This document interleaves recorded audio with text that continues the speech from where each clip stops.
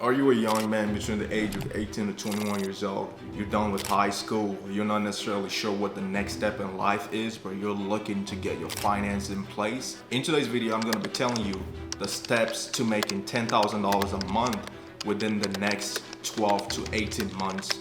Let's go ahead and get into this video. In order to make $10,000 a month, there have to be a bunch of stuff you have to put in line first to be able to get to that point. There's gotta be a lot of systems and a lot of skill set you would have to nurture over the span of a couple of months to be able to get you to a point where you're able to make $10,000 a month. $120,000 a year, which is basically $10,000 a month, puts you in the top 15 percentile of the United States population. For context, the US is one of the richest countries in the world. You are gonna be in the top 15 percentile just by making six figures. That goes to show you the contrast with reality and with the online gurus. Yeah, they do all of that to motivate you and to, sell courses and whatnot, which I'm not against.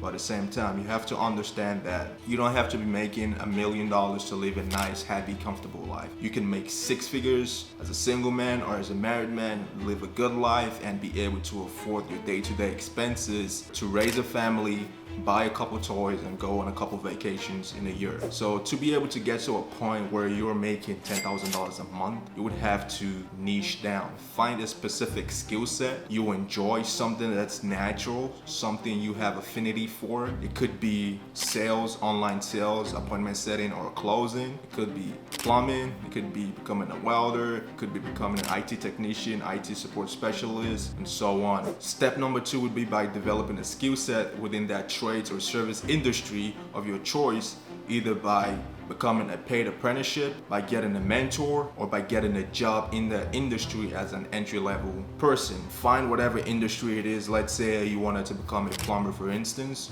You can become a plumber by 3 different ways, which is by paid apprenticeship, where you are an apprentice, basically someone's assistant, a master plumber assistant. You assist and help that plumber on a day-to-day basis, and they give you a cut of whatever earnings they make. So I've seen paid plumbers make anywhere from $13 to $15 per hour. You can make a decent amount of money while simultaneously learning and mastering that skills to be able to eventually go off on your own in the future, right? Step number 3 would be mastering that skill set for the next 6 to 12 months. Mastering a skill set within a 6-month time span, then going off on your own isn't advisable, because typically in the skilled trades industry and the service-based industry, there's a lot of technicalities that goes into it, and there's a lot of stuff you have to learn properly so you don't mess up your reputation. So realistically, I would say in order for you to totally and fully develop that skill and understand the ins and outs of the industry, I would personally advise most people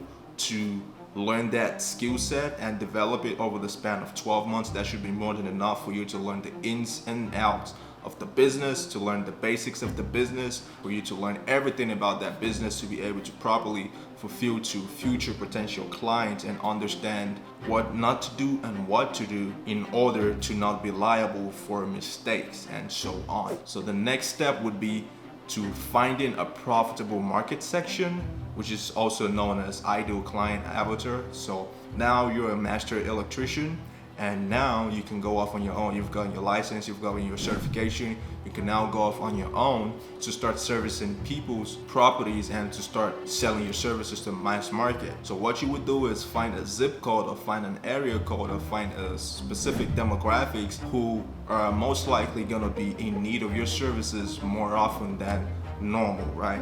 You find that market section and you go sell your skills and your services to that market section. For instance, let's say you are based out of Nevada and it's a hot desert, for instance, and you're an HVAC technician. You will be making a lot of money because states like Nevada and California, it requires a lot of electricity and HVAC power to be able to cool off the population during the spring and summertime, which is most of the year. That's about a 6-month period of time, 6 to 7 month period of time. If you're a welder and you are in Louisiana, you are most likely not going to make a lot of money because Louisiana is a coastal state.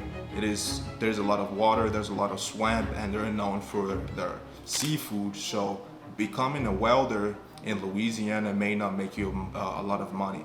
But for instance, if there's a small town in Louisiana building a industry or building a company or a factory, a manufacturing plant over the next 5 years, and they're looking to build out something at a large scale, you can go to that city or that county, apply to work there over this time span which that construction is going to be done, to be able to capitalize and make money. That's a different situation. That's not going to be a common situation, but the most common situation would be finding a county, a city, a state where your services are going to be in mass demand, selling your skills and services to that market and capitalizing on that market. Step number 5, which is the last part of this video, would be building out your pricing services in comparison with the industry. So look what the standard is in the industry, then look what the standard is in that local county and in that city, and you want to stay somewhere in between, right? Especially on the high end. So let's say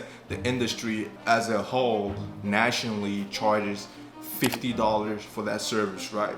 The county or the state you're in charges $70. So realistically, for you to be competitive, you don't want to be too high or you don't want to be way too low. I would charge my services in that situation, in this specific example, anywhere from $55 to $60, right?